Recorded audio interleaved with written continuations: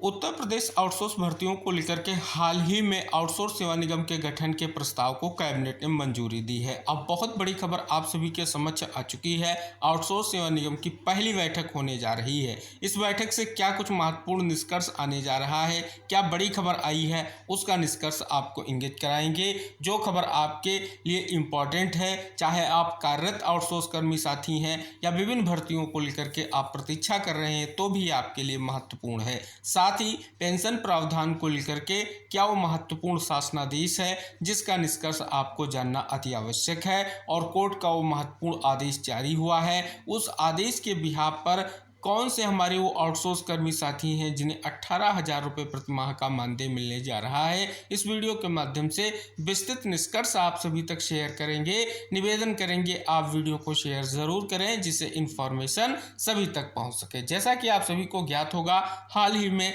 Outsource सेवा निगम के गठन को कैबिनेट ने पास कर दिया है। यानी कैबिनेट का जो प्रस्ताव था वो पास होने के बाद अब आउटसोर्स सेवा निगम अपना कार्य स्टार्ट करने जा रहा है और बैठक जो है होने जा रही है। जो बैठक होने जा रही है उसके परिप्रेक्ष्य में बड़ी खबर आ चुकी है। आइए पहले निष्कर्ष जानते हैं। आउटसोर्स सेवा निगम के संचालन की कल तय की जाएगी रूपरेखा। उत्तर प्रदेश आउटसोर्स सेवा निगम के संचालन के लिए नियमावली की रूपरेखा तय करने के लिए शुक्रवार को मुख्य सचिव की अध्यक्षता में बैठक होगी। बैठक में प्रमुख विभागों के शीर्ष अधिकारी शामिल होंगे। निगम के गठन के प्रस्ताव को 2 सितंबर को हुई कैबिनेट बैठक में मंजूरी मिलने के बाद अब सचिवालय प्रशासन विभाग उसके संचालन की व्यवस्था करने में जुटा है। निगम के संचालन के लिए बनाई जाने वाली नियमावली को लेकर शुक्रवार को मुख्य सचिव दीपक कुमार की अध्यक्षता में होने वाली बैठक में वित्त, कार्मिक, श्रम, न्याय आदि विभागों के अपर मुख्य सचिव या प्रमुख सचिव रहेंगे। माना जा रहा है कि बैठक के बाद कैबिनेट के निर्णय के संबंध में शासनादेश जारी किया जाएगा। गौरतलब है कि निगम का गठन कंपनीज एक्ट 2013 के तहत करने का निर्णय लिया गया था। मुख्य सचिव की अध्यक्षता में निदेशक मंडल होगा। निगम के महानिदेशक इसके सचिव होंगे। एक 6 सदस्यीय एडवाइजरी कमेटी भी होगी जिसमें मानव संसाधन क्षेत्र के 2 विशेषज्ञ, 2 उद्यमी और एक टेक्नोक्रेट तथा एक स्ट्रेटजिस्ट होगा। तो यहाँ आप देख रहे हैं फाइनली जो है आउटसोर्स सेवा निगम के गठन की प्रक्रिया के परिप्रेक्ष्य में अगर बात कर लें तो कैबिनेट प्रस्ताव की मंजूरी के बाद ही जो बैठक है सबसे अहम बैठक है, क्योंकि आप सभी को इंगित करा दें लंबे समय से जो है आउटसोर्स सेवा निगम के गठन का इंतजार था और जो ये बैठक होने जा रही है, विविध निष्कर्ष जो इस बैठक के माध्यम से स्पष्ट होने जा रहे हैं उस परिप्रेक्ष्य में इस खबर के माध्यम से निष्कर्ष दिया गया है। उम्मीद है ये बैठक और बैठक के साथ साथ जो कैबिनेट से प्रस्ताव पास हुआ है, शासनादेश जारी होगा और जो विशेष तौर पर लंबे समय का इंतजार है, स्पष्ट तौर पर चाहे हमारे कार्यरत साथियों के मानदेय वृद्धि की बात हो या अन्य विशेष जो निर्णय हैं उनके परिप्रेक्ष्य में जो निष्कर्ष है वो जल्द से जल्द स्पष्ट हो सके। तो ये बड़ी खबर है, शेयर ज़रूर कीजिएगा जिससे इन्फॉर्मेशन सभी तक पहुँच सके। इसी खबर के साथ एक और खबर आप सभी के समक्ष आ चुकी है कि दैनिक वेतनभोगी और संविदा कार्मिक अब नहीं कर सकेंगे पेंशन का दावा। दैनिक वेतनभोगी और संविदा पर कार्यरत रहे कार्मिक अब पेंशन के लिए दावा नहीं कर सकेंगे। इस संबंध में राज्य सरकार ने उत्तर प्रदेश पेंशन हकदारी तथा विधिमान्यकरण अध्यादेश 2025 लागू किया है। 1 अप्रैल 1961 से प्रभावी किए गए अध्यादेश से अब ऐसे कार्मिक पेंशन के लिए दावा नहीं कर सकेंगे जो किसी विभाग में भर्ती के लिए तय नियमावली के अनुसार नियुक्त नहीं हुए थे।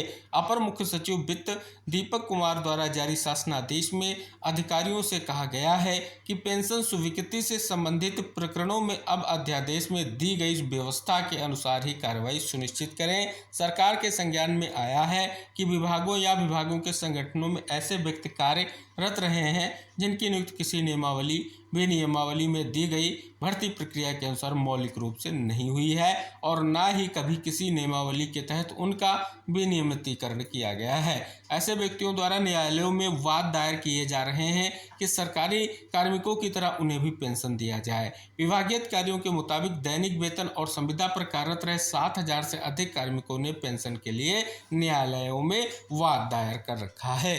तो ये भी एक बहुत बड़ी इंफॉर्मेशन है जो कार्यरत संविदा कर्मी हैं, पेंशन विशेष को लेकर के यहाँ पर अगर आप देखेंगे एक महत्वपूर्ण इन्फॉर्मेशन आ चुकी है। जो अध्यादेश है उसे लागू किया गया है और अध्यादेश का क्या निष्कर्ष है उसको भी इस खबर के माध्यम से स्पष्ट जो है किया गया है।